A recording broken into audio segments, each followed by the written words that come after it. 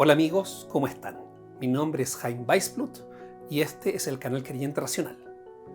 En esta oportunidad me gustaría referirme a una incomprensión que muchos tienen cuando hablan sobre buscar a Dios o entender quién es Dios.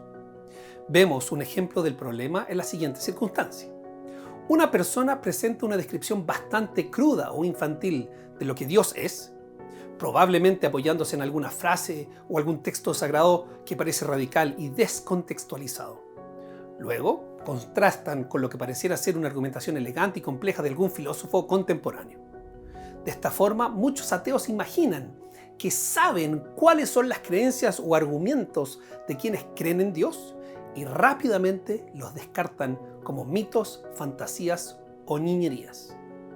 Así surgen comentarios como: ¡ay, por favor! O sea que vamos a empezar a estudiar a Papá Noel como si fuera algo real. O ¿qué Dios? ¿Zeus? O comentarios como: quedarnos con la religión es algo primitivo. El resultado es muy efectivo.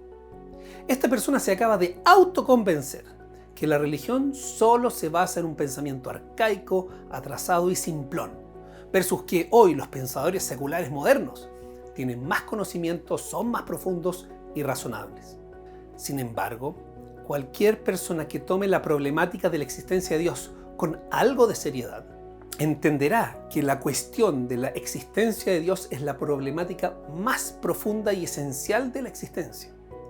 Y debería darse cuenta que, al contrario, esta actitud hacia la cuestión de Dios es la que es simplona e infantil. Me he encontrado varias veces preguntándole a personas que se declaran ateas: ¿cuál es el Dios en que no crees?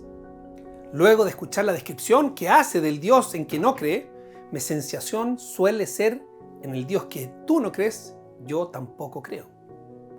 Para despejar estas incomprensiones, para poder tener discusiones constructivas y poder entender lo que los pensadores religiosos realmente están pensando y ver si estás de acuerdo o no, es útil distinguir 4 niveles o concepciones que la gente tiene de Dios. La primera categoría va más o menos así. Una visión de que Dios es literalmente una persona, por ejemplo un anciano de pelo y barba blanca, con pensamientos muy humanos y que vive en un lugar que llamamos cielo, que es un lugar parecido al que nosotros conocemos, pero en algún lugar muy lejano e imposible de llegar por medios tradicionales. Dentro de esta categoría encontramos versiones alternativas que son de algún tenor similar, como los dioses griegos, Zeus o Apolo, una especie de superhéroe o incluso el Spaghetti Monster. La segunda categoría dice que Dios en realidad no es físico y que sus pensamientos y motivaciones son en varios aspectos muy diferentes de los nuestros, pero que de alguna forma comparten la misma categoría. En esta concepción se entiende que Dios es un objeto o sustancia inmaterial, que es eterna. Sin embargo, todavía se entiende que Dios tiene características humanas, solo que vastamente más elevadas que las nuestras. Es inteligente, pero mucho más que nosotros. Es poderoso, pero mucho más que nosotros, y así sucesivamente.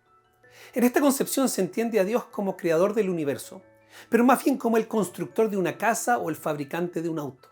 Una vez que crea el universo, lo deja funcionando y a veces, si quiere, interviene en su funcionamiento aquí o allá según le parezca necesario. Un tercer nivel o concepción dice que Dios no es un objeto o sustancia comparable con nada de lo que existe, ni siquiera con objetos abstractos. En esta concepción se entiende que el lenguaje humano es incapaz de hacer descripciones adecuadas de Dios y por lo tanto es más bien de uso metafórico.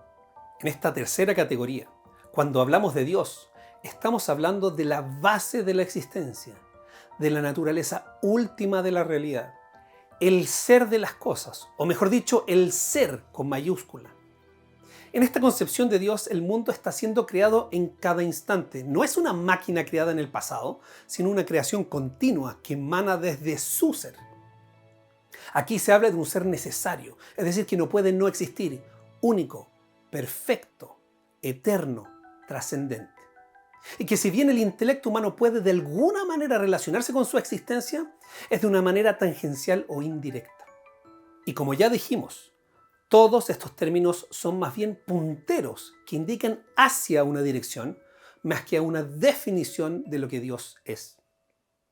La cuarta categoría es una extensión de la anterior, pero suplementada por una experiencia vital, o tal vez por una experiencia de carácter místico, donde para el individuo se verifica la existencia de este ser divino, ya no solo como una aprehensión intelectual, sino como una realidad imponente y sobrecogedora, donde se integra una aprehensión intelectual con la experiencial. Muchas veces personas que se declaran ateas imaginan que los creyentes manejan una versión de la primera categoría y con suerte con algunos elementos de la segunda. Muchas veces en sus críticas o ataques a estas ideas de Dios, están haciendo un servicio a la humanidad al cuestionar concepciones erradas de Dios, tales como que Dios necesita que lo alaben, Dios necesita que lo sirvan, Dios necesita ser aplacado, Dios es vengativo o otras concepciones antropomórficas, etc. Y si bien tienen razón en cuestionar esas visiones, se equivocan en asumir que esa es la visión de los creyentes, al menos de aquellos que toman la cuestión de Dios con seriedad. Ya desde los profetas de la antigüedad, antes de los filósofos griegos, que esas concepciones más primitivas o tal vez infantiles de Dios habían sido cuestionadas y muchas veces declaradas y descartadas como dioses falsos o idolatría.